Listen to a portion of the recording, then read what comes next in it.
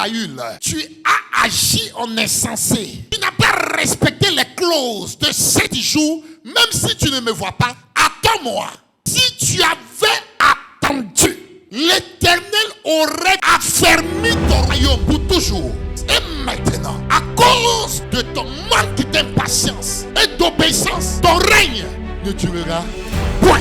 Les éléments à éviter pour mener une vie réussie. L'élément numéro 1, l'impatience et la désobéissance. Le roi Saül était là. Il voyait bien ce qui s'est passé. Il s'est laissé intimider par les réactions des gens qui n'étaient pas lui. Le peuple a commencé à l'abandonner. Les gens commençaient à être découragés. Le roi Saül, au lieu de fixer ses regards sur la parole donnée par le prophète, il va oublier la parole du prophète et il va se laisser intimider par le comportement du peuple. Qu'est-ce que les gens te disent? Fonction de ce que tu vis. Est-ce que tu te laisses intimider? Les paroles de leur bouche ou ton cœur est fixé sur la parole de l'Éternel? C'est la parole de l'Éternel qui te donne de la dimension. C'est la parole de l'Éternel qui te donnera la victoire. La parole de l'Éternel qui te repositionnera.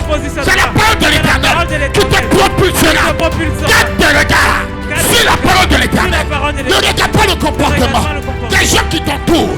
Ne regarde pas le comportement de ceux qui t'ont abandonné. Quand les choses ne vont pas bien, écoute-moi.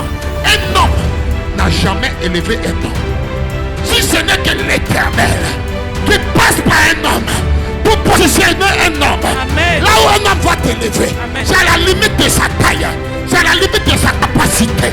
Mais là où l'Éternel te positionnera, c'est à la dimension supérieure. Amen. Du Dieu créateur. Amen. Manifesté en Jésus. Amen. Qui est le puissant Dieu. Amen. Le Dieu de la victoire. Amen. Le Dieu de l'alliance.